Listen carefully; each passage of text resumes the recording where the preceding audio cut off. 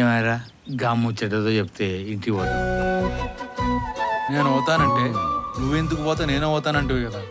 నువ్వేడికి పోతాను, నేను ఇడికి పోతాను.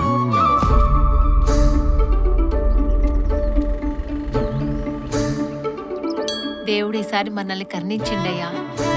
పంట బాగొచ్చింది.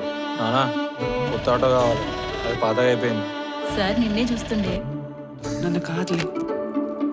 నిన్ను కదా? మరి నిన్ను కాకపోతే ఎవరిని అడుగుతానే?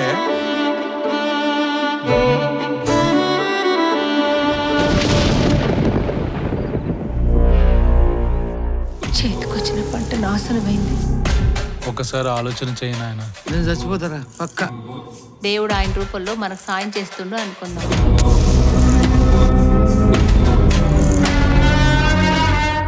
ఆయన బతుకుండే కొన్ని రోజులైనా బాగా చూసుకుందాం. ఏం చేస్తారా? పెళ్లి చేస్తారా?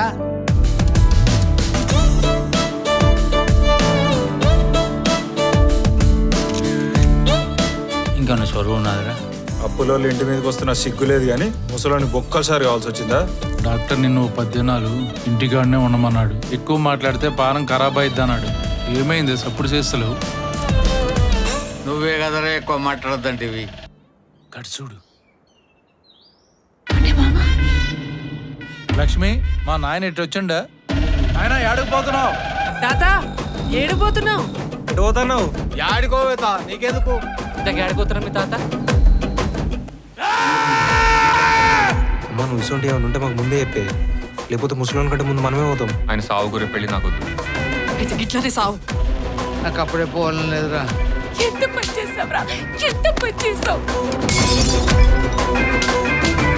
ఊరిని ఏకం చేసిన దొరకబడతా.